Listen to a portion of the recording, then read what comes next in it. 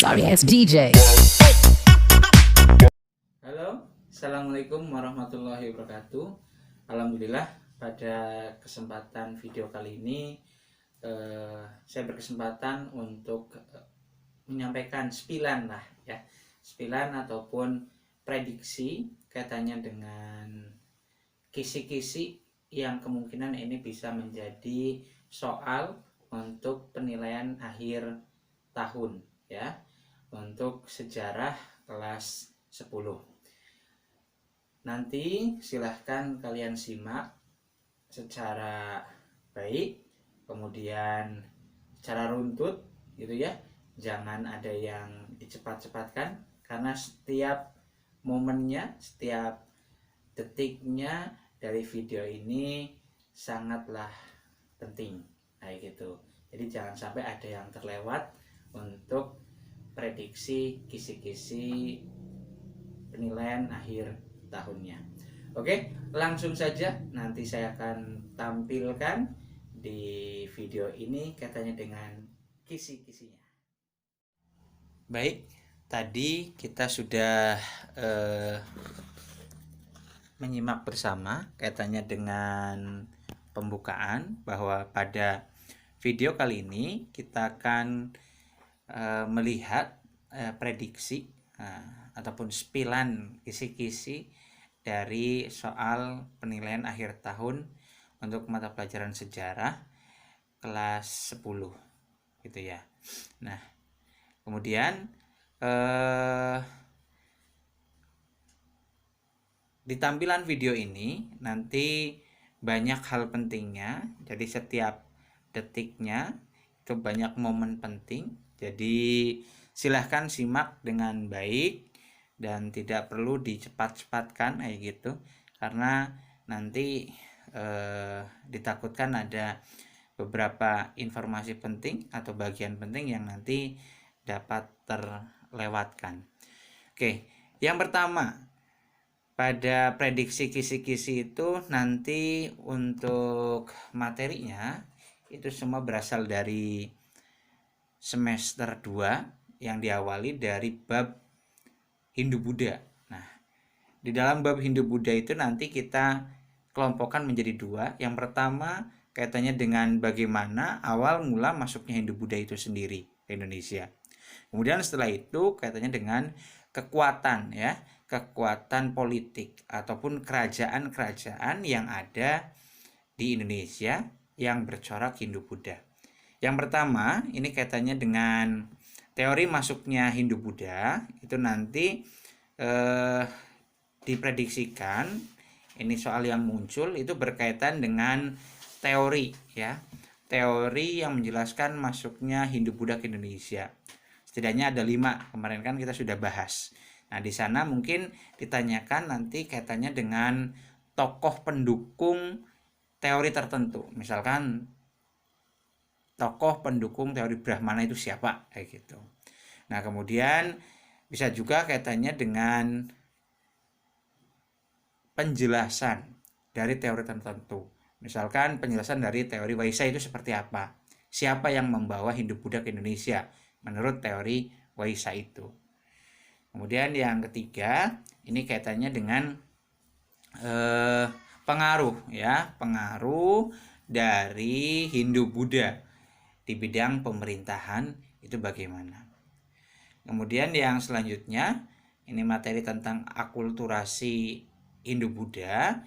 Nanti ini soalnya diprediksikan itu berkaitan dengan bagaimana pengaruh Hindu-Buddha di bidang kalender. Kita masuk ke yang selanjutnya, ini kaitannya dengan kerajaan Kutai. Nah, kerajaan Kutai itu nanti kita bahas, ini kaitannya dengan sumber sejarahnya. Kemudian kaitannya dengan bukti yang menyatakan bahwa kerajaan Kutai itu menganut Hindu Siwa. Nah, bukti-buktinya apa? Kemudian nanti dari sumber itu juga bisa berupa pertanyaan kaitannya dengan isi ya, isi dari sumber tertentu, misalkan isi dari prasasti apa gitu ya, dari kerajaan Kutai itu, dan mengidentifikasi nih bagaimana keadaan ekonominya. Yang selanjutnya kerajaan Tarumanegara. Nah, di kerajaan Tarumanegara ini mungkin nanti ada soal yang berkaitan dengan raja yang berperan atau menginisiasi pembuatan sungai ataupun saluran air di kerajaan Tarumanegara. Nah, itu tujuannya untuk apa gitu loh, si raja tersebut untuk melakukan pembuatan ataupun penggalian gitu ya, saluran air di kerajaan Tarumanegara. Kemudian yang kedua, ini katanya dengan di mana sih sebenarnya letak dari kerajaan Tarumanegara itu, dan apa isi dari prasasti ya, isi dari prasasti peninggalan kerajaan Tarumanegara. Kemudian yang selanjutnya nanti bisa juga itu soalnya ada kaitannya dengan prasasti lagi, tapi nanti mungkin dikelompokkan gitu. Nah, mana prasasti yang tertulis, mana prasasti yang di sana bercerita tentang raja tertentu kayak gitu yang membawa kejayaan di kerajaan Tarumanegara itu kayak gitu. Itu nanti silahkan kalian bisa pahami itu dengan baik. Kemudian yang selanjutnya kerajaan Sriwijaya. Ini adalah kerajaan maritim gitu ya, maritim yang ada di Indonesia. Ketika kita berbicara kerajaan Sriwijaya, jelas nanti mungkin di situ kaitannya dengan apa sih gitu ya, apa sih yang menjadikan dasar atau menjadikan faktor kerajaan Sriwijaya itu mendapatkan julukan sebagai negara maritim atau kerajaan maritim. Kemudian yang kedua, ini katanya dengan tujuan pembangunan ibu kota Ligor di kerajaan Sriwijaya itu untuk apa? Karena kita ketahui bersama bahwa kerajaan Sriwijaya itu memiliki 3 ibu kota setidaknya, 3 kekuatan utama di kerajaan itu. Nah, alasannya apa? Kayak gitu. Kemudian yang selanjutnya ini katanya dengan menjelaskan isi dari prasasti Karangbirahi misalkan seperti itu. Untuk kerajaan selanjutnya di masa Hindu-Buddha itu ada kerajaan Mataram yang diprediksikan itu juga nanti akan menjadi soal atau muncul.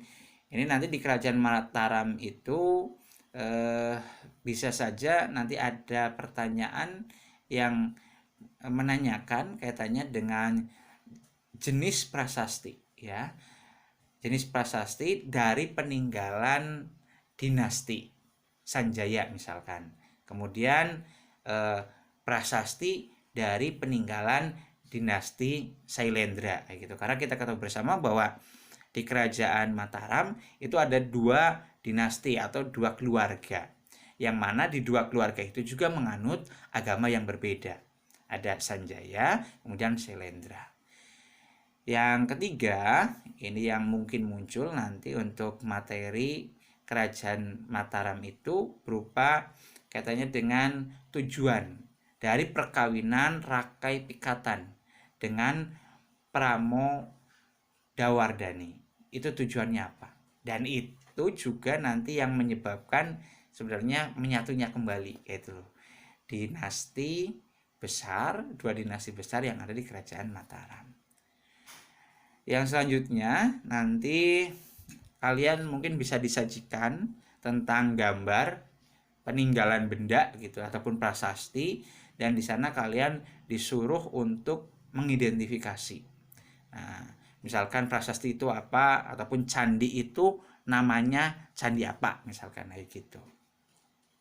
Yang selanjutnya ini kaitannya dengan menjelaskan 3 jabatan penting. 3 jabatan penting pada masa kerajaan Mataram kuno. Kemudian soal yang terakhir, ini prediksi soal yang terakhir di kerajaan Mataram itu nanti menjelaskan sebab dipindahkannya pusat kerajaan Mataram kuno yang semula itu dari Jawa Timur, yang semula itu dari Jawa Tengah maksud saya, ke Jawa Timur. Nah, itu sebabnya apa? Alasannya apa? Nah, gitu. Dan yang selanjutnya kerajaan Kediri. Nah, nanti di sana untuk kerajaan Kediri diperkirakan itu nanti akan muncul soal berkaitan dengan isi dari prasasti Nantang. Itu seperti apa? Terus kemudian katanya dengan isi kitab Bratayuda. Nah, terus kemudian katanya dengan urutan ataupun raja mana saja atau siapa saja yang pernah berkuasa di kerajaan Kediri. Bahkan mungkin bisa muncul soalnya itu katanya dengan siapa raja yang membawa kejayaan di kerajaan Kediri itu. Kemudian yang selanjutnya untuk kerajaan Singosari ini nanti mungkin akan muncul kaitannya dengan identifikasi gitu ya. Identifikasi sumber sejarah dari kerajaan Singosari itu sendiri. Ketika kita berbicara kerajaan Singosari, ini adalah kerajaan yang didirikan oleh Ken Arok kayak gitu, dan di kerajaan Singosari pernah saya ceritakan dengan kalian kayak gitu di kelas bahwa di sana ada intrik balas dendam dan sebagainya. Kemudian yang kedua, ini untuk di kerajaan Singosari itu dimungkinkan nanti akan muncul kaitannya dengan identifikasi politik dalam negeri dan politik luar negeri kayak gitu loh, yang diterapkan atau yang diberlakukan oleh Raja Kertanegara sebagai raja terakhir di kerajaan Singosari. Kemudian yang selanjutnya ini adalah kerajaan terakhir ya pada zaman Hindu-Buddha, yaitu kerajaan Majapahit. Ketika kita berbicara kerajaan Majapahit, ini adalah raja Hindu-Buddha terakhir, di mana di sana nanti ada beberapa tokoh sentral. Ya, yang paling terkenal itu ada Gajah Mada gitu ya. Nah, nanti yang kemungkinan muncul untuk soal kerajaan Majapahit ini kaitannya dengan isi kitab peninggalan Majapahit. Nah, nanti kan ada macam-macam tuh, ada Negara Kartagama, terus kemudian ada Pararaton dan sebagainya. Itu silahkan kalian pahami. Kemudian yang selanjutnya ini kaitannya dengan lembaga, ya, lembaga sistem birokrasi ini yang dibentuk itu pada masa pemerintahan kerajaan Majapahit. Dan yang selanjutnya ini kaitannya dengan peninggalan, ya, peninggalan baik itu yang tertulis ataupun kebendaan, itu silahkan kalian pahami lagi. Termasuk candi peninggalan dari kerajaan Majapahit itu apa saja. Dan yang terakhir untuk materi Majapahit ini kaitannya dengan apa yang menyebabkan kerajaan Majapahit itu mengalami kemunduran. Dan di sana juga bisa juga kalian ditanyakan katanya dengan siapa raja gitu ya yang paling lemah atau bisa dikatakan membawa keruntuhan di kerajaan Majapahit itu sendiri. Oke, itu untuk Hindu-Buddha. Kita masuk pada masa selanjutnya, zaman selanjutnya. Ini dimana zaman Islam sudah masuk ke Indonesia. Setelah berakhirnya kerajaan Hindu-Buddha terakhir itu, yaitu kerajaan Majapahit, yang lebih kurang Majapahit itu mulai runtuh dan lenyap peradabannya pada abad ke-15 Masehi. Oke, yang pertama untuk kerajaan ataupun zaman Islam itu nanti yang akan dibahas itu yang pertama adalah teorinya, teori masuknya Islam di Indonesia. Nah, nanti seperti Hindu-Buddha nanti mungkin kalian akan mendapatkan pertanyaan tentang teori apa saja, ya, teori apa saja yang menjelaskan bagaimana proses masuknya Islam ke Indonesia. Kan pada saat di kelas Bapak pernah menyampaikan ada teori Mekah, teori Persia, Gujarat, Arab, Cina gitu ya. Nah, itu silahkan kalian pahami lagi. Mungkin nanti muncul siapa pendukung tokoh gitu ya. Atau siapa pendukung ataupun tokoh yang mencetuskan. Misalkan teori Mekah tentang bagaimana masuknya Islam ke Indonesia. Nah, itu silahkan dipahami. Kemudian yang kedua, ini kaitannya dengan jalur Islamisasi Indonesia. Ini nanti bisa berupa pertanyaan, misalkan bagaimana nih cara penyebaran Islamisasi melalui gambar, misalkan ada petanya gitu, rutenya seperti apa. Kemudian pertanyaan yang selanjutnya, ini bisa juga kalian nanti mendapatkan pertanyaan tentang bagaimana Wali Songo gitu ya. Wali Songo itu menyebarkan atau mensiarkan ajaran Islam di Indonesia. Misalkan Wali Songo yang mensiarkan Islam dengan menggunakan seni budaya, siapakah dia? Misalkan kayak gitu, itu bisa saja. Kan ada Sunan Bonang, Sunan Ampel, Kalijaga gitu ya. Nah, dan lain sebagainya. Kemudian yang selanjutnya kita masuk pada subbab selanjutnya, ini tentang kerajaan Islam yang pernah ada di Indonesia. Yang pertama itu kerajaan Samudra Pasai, jelas ini adalah kerajaan Islam tertua yang berada di Pulau Sumatera, dimana nanti dimungkinkan untuk soal kerajaan Samudra Pasai itu muncul tentang siapa raja gitu ya yang mendirikan kerajaan Samudra Pasai. Kemudian yang kedua ini kerajaan Aceh. Nah, itu nanti mungkin bisa ditanyakan itu kaitannya dengan faktor apa yang menyebabkan kejayaan gitu ya di kerajaan Aceh itu sendiri.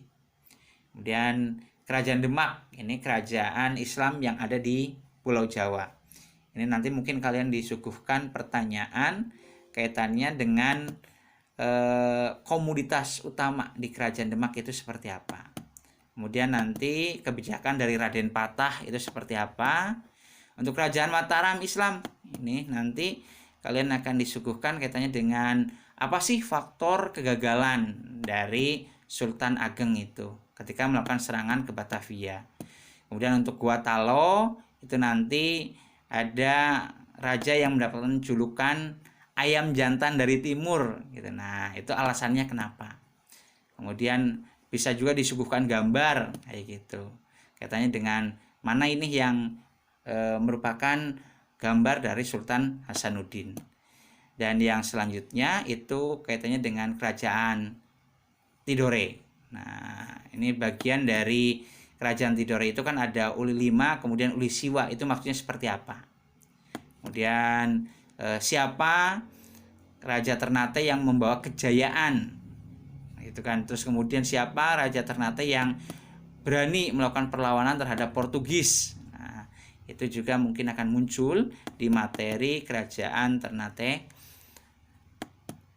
Kemudian yang selanjutnya ini kaitannya dengan pengaruh ya agama Hindu-Buddha di Indonesia, kemudian bagaimana kondisi kehidupan Indonesia, masyarakat Indonesia sebagai akibat dari adanya akulturasi, baik itu budaya Hindu-Buddha ataupun budaya Islam di Indonesia. Nah, mungkin itu untuk sepilan prediksi kisi-kisi penilaian akhir tahun untuk sejarah kelas 10. Silahkan kalau tadi terlalu cepat kalian bisa mengulang lagi, kemudian dicek satu persatu untuk mendapatkan gambaran yang jelas.